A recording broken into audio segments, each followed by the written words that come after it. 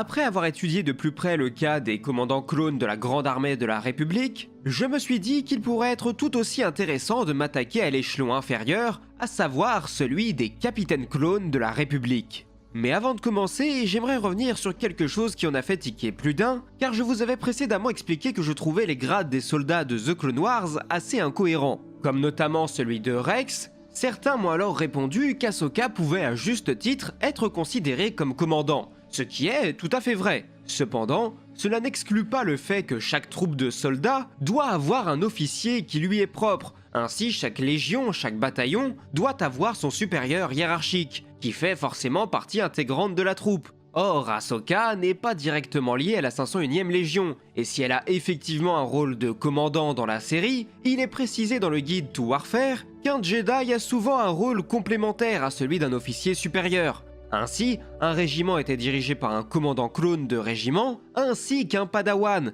tout comme un corps d'armée devait être mené par un commandant clone maréchal, ainsi qu'un général Jedi. Bref, je pense que vous voyez où je veux en venir. Ahsoka peut très bien être la commandante de la 501e Légion, cependant elle devrait sûrement avoir un commandant clone à ses côtés, et en soi ça serait logique car il faut le rappeler, elle n'a que 14 ans au début du conflit. Mais bref, revenons-en à nos capitaines clones. Au début de la guerre, ils étaient reconnaissables grâce aux bandes rouges sur leur armure. Mais comme vous le savez sûrement, les Jedi ont fait le choix d'inciter les soldats clones à personnaliser leur armure afin qu'ils se mettent en tête qu'ils peuvent avoir une identité à part entière et ne pas être que de simples numéros qu'on envoie au champ de bataille sans se soucier du sort qui leur sera réservé. Au sein de l'armée, les capitaines étaient affectés à la direction des compagnies, autrement dit, un capitaine clone était chargé de mener 144 soldats au combat, soit l'équivalent de 4 pelotons qui sont eux-mêmes menés par des clones lieutenants à l'armure bleue. Bien que ce ne soit pas toujours le cas, il n'est pas rare que les capitaines soient dotés d'un kama qui leur fournissait une protection supplémentaire au niveau des jambes, ainsi que la possibilité pour eux de disposer de 2 blasters DC-17 que l'on retrouvait surtout chez les officiers. Mais je pense que nous pouvons dès maintenant passer au cas par cas et je vous propose dès à présent de commencer par les soldats ARC de la vidéo. Ah oui, et comme la dernière fois, vous retrouverez cette icône à l'écran si jamais une information nous vient de l'univers étendu aussi appelé Legends. Mais débutons dès maintenant avec le capitaine clone le plus important de toute l'armée de la République à n'en point douter, le célèbre Alpha 17. Comme ses frères ARC Troopers, Alpha 17 a été directement entraîné par Jango Fett, celui-ci prenant bien soin de leur faire comprendre qu'il ne devait servir que la République et la République seule. Alpha a ainsi été déployé lors de la bataille de Kamino, au cours de laquelle les séparatistes ont tenté d'empêcher la République de produire plus de soldats pour leur armée. Suite à cette victoire républicaine, les soldats ARC prouvent leur capacité aux yeux des Jedi et sont aussitôt déployés sur de nombreux théâtres d'opération.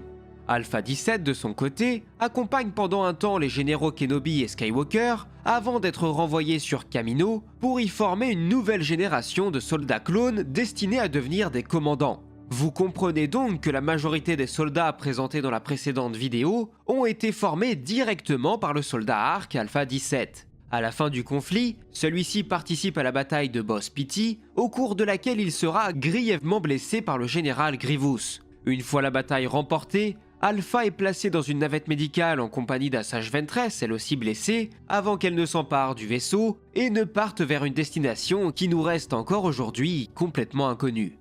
Vient ensuite le tour d'Alpha 77, plus connu sous le nom de Fordo. Celui-ci peut rapidement faire ses preuves et démontrer ses capacités uniques en accomplissant une opération particulièrement risquée derrière les lignes ennemies lors de la bataille de Moonilinst, où lui et son équipe sont envoyés pour détruire l'artillerie séparatiste. Après cela, il viendra d'abord en aide à Obi-Wan Kenobi lorsque celui-ci se retrouvera aux prises avec le chasseur de primes Durge, avant d'être déployé en urgence sur Hypori, dans l'espoir de secourir les quelques Jedi survivants qui viennent de faire la découverte de la nouvelle arme de guerre séparatiste, à savoir le général Grievous. Plus tard, Fordo participe activement à la défense de Coruscant lorsque celle-ci est envahie par les forces armées de la Confédération des séparatistes, se chargeant de tenir la ligne de front principale aux côtés des maîtres Jedi Yoda et Windu, ce qui leur assure de remporter une victoire éclatante. Mais passons dès maintenant au cas de l'un de mes soldats préférés, Ordo Skirata. Ordo était un soldat de classe Null, alors forcément en français ça lui rend pas honneur, mais cela le désigne comme étant l'un des 12 premiers clones de Jango Fett. Seulement 6 ont survécu et ont été adoptés par un Mandalorien nommé Kal Skirata, qui a juré de les former et d'en faire des vrais soldats, car les Kaminoans, quant à eux, comptaient purement et simplement s'en débarrasser, puisqu'ils les avaient jugés beaucoup trop indépendants. Et effectivement, lorsque la guerre débarque, Ordo et ses frères, bien qu'ils acceptent de travailler pour la République, sont également considérés comme étant la petite armée privée du Mandalorien. Ces soldats sont ainsi déployés sur de nombreux théâtres d'opérations, souvent en guise d'espions ou d'éclaireurs, puisque les nombreuses cordes qu'ils possèdent à leur arc leur permettent d'être des experts en maintes situations. Lorsque l'Ordre 66 éclate et que la galaxie est sur le point de basculer, tout ce petit monde se réunit et parvient à prendre la fuite en douce, emmenant avec eux quelques-uns de leurs confrères clones qui ont été attentifs à leur situation avant de se réunir dans une ferme de Mandalore où ils espèrent pouvoir poursuivre leur vie en paix, loin de la tyrannie impériale. Si ce n'est pas déjà fait, je vous recommande vraiment de vous plonger dans l'histoire de ces personnages dans la série de romans République Commando. Ce sont vraiment des petites pépites qui font partie du haut du panier concernant la littérature Star Wars. Du côté des soldats arc capitaines, nous avons également le cas de CT-96-298, surnommé Alpha 98, qui a assez curieusement participé à la bataille de Geonosis, au cours de laquelle il a sauvé 5 soldats de son escouade, ce qui lui vaudra d'être promu capitaine. Suite à ses brillants états de service, Alpha 98 se voit confier la mission d'accompagner les généraux Jedi Kenobi et Fisto sur la planète Ord Cestus, où il fait la rencontre d'une humaine, Chica, qui tombe amoureuse de lui et qui tente de lui faire comprendre qu'il est bien plus qu'un matricule. Malheureusement, Alpha n'aura pas d'autre choix que de sacrifier sa propre vie afin d'assurer la victoire républicaine, en ordonnant à l'artillerie de faire feu sur sa propre position, dans l'objectif d'atteindre la cible adverse, mais également de sauver la vie de millions d'habitants. Au terme de cette opération, il est révélé que Chica est tombée enceinte d'Alpha 98 et qu'elle avait pris le temps de surnommer Jango Tat. Vient ensuite le tour de Jag, un capitaine pilote que nous pouvons apercevoir dans la Revanche des Sith et que les grands fans de Lego ont possiblement en leur possession. Celui-ci était à bord d'un chasseur Arc 170 sur Cato Neimodia lors de l'exécution de l'Ordre 66 qu'il a lui-même réalisé en ouvrant le feu sur le vaisseau de son général Jedi, le Keldor Plo Koon. Plus ou moins à la même période, c'est le soldat clone Vogn qui a été promu capitaine au sein du tout nouveau 332e bataillon, suite à la division en deux de la 501e Légion, afin de permettre à Ahsoka et au nouveau commandant Rex de venir en aide à la Mandalorienne Bo-Katan, lorsque celle-ci cherchait à se défaire des armées de l'ancien seigneur Sith Maul, qui siégeait actuellement sur le trône mandalorien après avoir vaincu l'ancien souverain, le dénommé Pre-Vizsla. Lors de l'assaut de Sundari, la capitale mandalorienne, le capitaine Vogn mène son escouade au combat jusque dans les souterrains de la cité, où ils sont malheureusement pris dans une embuscade. L'ancienne Jedi Ahsoka Tano arrive trop tard et ne peut assister qu'impuissante au dernier soupir du tout nouveau capitaine de son bataillon. Passons maintenant à un autre cas qui m'a surpris et qui risque également de vous choquer, car vous vous souvenez sûrement du premier épisode de The Clone Wars, où Yoda était accompagné par 3 soldats clones. Nous avions déjà pu étudier le cas de Tyre lors de la précédente vidéo, et bien sachez que Jake, ici présent, a lui aussi été promu capitaine. Toutefois, celui-ci a poursuivi son service en dehors du corps diplomatique, puisqu'il est allé rejoindre la 41e Légion du commandant Gris, au sein du corps des Rangers, ce qui l'amène à participer à la bataille de Kashyyyk, au cours de laquelle l'Ordre 66 est proclamé, ce qui le pousse même à tenter d'éliminer le maître Jedi Yoda. Malheureusement pour lui, son sort ne sera pas différent de celui du commandant clone. L'un des capitaines les plus récents à avoir été introduit comme tel est certainement le capitaine César de la 326e compagnie, qui prête main forte aux généraux Skywalker et Yoda sur Golata, où malheureusement, lui et l'entièreté de sa compagnie tombent dans une embuscade séparatiste qui leur coûte la vie. C'est ensuite au tour de l'un de mes chouchous, j'avais même customisé certaines de mes figurines Lego quand j'étais plus petit pour qu'elles lui ressemblent à lui et à sa compagnie, je vous parle bien sûr du super classe Capitaine Kelly. Servant sous les ordres du général Jedi Ima Gundy, Kelly et ses hommes se trouvent sur Ryloth au début du conflit, alors que la planète s'apprête à subir un intense blocus séparatiste. Malheureusement, les républicains prennent vite conscience qu'ils ne seront pas assez nombreux pour résister à une telle invasion, et que leur rôle désormais consiste uniquement à essayer de gagner du temps pour que les locaux puissent se battre quelques jours de plus. Un dernier barreau d'honneur s'organise alors, où la garnison de Kelly tente d'entraver l'avancée séparatiste en se battant jusqu'à la mort et jusqu'au dernier. Et justement, le capitaine et le Jedi, sont les derniers des leurs à tenir avant que l'avancée des droïdes ne finisse par les surpasser. Comme quoi, on devrait toujours se méfier d'un Jedi dont le nom se rapproche de l'expression I'm gonna die en anglais. Nous avons ensuite le cas de Locke, un capitaine au service du Jedi E-Scott, lorsque son croiseur se fait aborder par des droïdes assassins du général Grievous. Et malgré leur résistance acharnée, l'ensemble des troupes républicaines recevront l'ordre de battre en retraite et de partir à bord des modules de sauvetage, ce que Locke acceptera de faire à contre-cœur car cela revenait à laisser son général en arrière, condamnant celui-ci à se faire capturer puis torturer avant d'être libéré par Anakin Skywalker et Adi Gallia. Et pour l'anecdote, la troupe de Locke aura elle aussi le droit à sa propre figurine Lego dans un petit battle pack. Le capitaine Sharp, quant à lui, nous vient d'un comics dans lequel nous apprenons qu'il appartient à une unité nommée les Devil Dogs, ce qui est non pas une référence à une chanson de Sabaton, mais à un corps de Marines américains qui s'est vu octroyer ce surnom grâce à leur force, leur bravoure et leur courage, peu importe l'adversité rencontrée. Ces soldats étaient ainsi réputés pour n'avoir aucune peur de la mort, puisque tout ce qui comptait était uniquement la réussite de leur opération.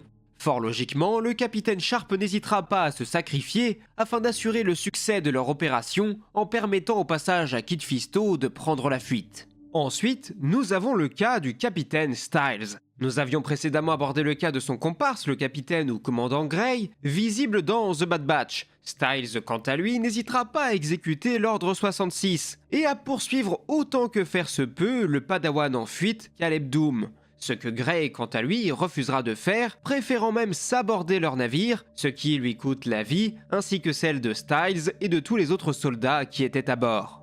Après cela, vous vous souvenez sûrement du clone commando Gregor. Celui-ci était rattaché au 212e bataillon du commandant Cody, aux côtés duquel il a pu combattre lors de la bataille de Sarish, où il a malheureusement perdu connaissance et été abandonné par les siens suite à un crash de sa navette sur Abafar. Il a ensuite poursuivi sa vie sur place en travaillant dans un restaurant malgré son amnésie. Heureusement, il sera plus tard reconnu par une unité spéciale de la République qui le poussera à reporter son armure et à reprendre la lutte, quitte à ce qu'il se sacrifie pour assurer le succès de la mission. Assez mystérieusement, Gregor a survécu à l'explosion et a commencé à opérer comme un instructeur dans le cadre du projet TK du Nouvel Empire, avant d'être exfiltré par la Clone Force 99, ce qui lui permet de rejoindre le groupe de résistance composé par le capitaine Rex. Malheureusement, lors d'une attaque des rebelles lors de leur tentative de libération de Lothal, à laquelle il participe, Gregor est atteint par un coup de blaster d'un impérial, ce qui met fin à ses nombreuses années de service. Celui-ci meurt, réconforté dans ses derniers instants par Rex, alors toujours présent à ses côtés. Ensuite, la série animée The Bad Batch nous a permis de faire la connaissance de deux autres capitaines. Le premier, nommé Wilco, et servait sur Sereno, la planète natale du comte Dooku, peu de temps après la fin de la guerre, où il supervisait le transport du trésor de guerre de l'ancien leader séparatiste. Cependant, leur opération est interrompue par l'irruption de la Clone Force 99, ce que Wilco expliquera logiquement dans son rapport. Malheureusement, son supérieur, le vice-amiral Rampart, refuse que cet incident soit mentionné, par crainte que cela ne jette le discrédit sur ses compétences. Pour autant, Wilco refusera catégoriquement de falsifier son rapport, ce qui conduit l'officier impérial à assassiner froidement son interlocuteur. Et bien sûr, vous vous souvenez probablement du capitaine Hauser, celui-ci était en service sur Rylot aux côtés du leader de la résistance, Cham Syndulla, à la fin de la guerre, lorsqu'ils ont vu l'Empire s'intéresser de plus en plus à cette planète. De son côté, Hauser refuse d'obéir à ses nouveaux ordres et de mettre en pratique ce nouveau mode opérationnel propre à l'Empire, ce qui le pousse à tenir un discours puissant face à ses frères, les enjoignant à baisser leurs armes, ce que certains feront. Néanmoins, les autres les tiendront en joue et feront d'eux des prisonniers condamnés à être déportés, notamment dans une prison de Balmora, avant d'être secourus par le réseau de résistance de Rex, ce qui permet par exemple au capitaine Hauser de témoigner du sort des clones qui refusent de rentrer dans le rang auprès de la sénatrice impériale Chuchi, qui tente alors vainement de venir en aide à ces derniers. Ce qui pousse d'ailleurs l'empereur Palpatine à accélérer ses plans et à révéler au grand jour son nouveau programme de Stormtrooper. Et voilà, la vidéo est maintenant terminée, j'espère qu'elle vous aura plu et que vous aurez appris 2-3 petites choses dans celle-ci. Et bien sûr, n'hésitez pas à me dire lequel ou lesquels de ces soldats sont vos préférés. J'ai hâte de lire vos réponses dans les commentaires. Et si vous avez d'autres listes de ce genre que vous aimeriez voir en vidéo, n'hésitez pas à m'en proposer d'autres dans les commentaires. C'était tout pour moi, à la prochaine et que la force soit avec vous, c'était Absolute, ciao.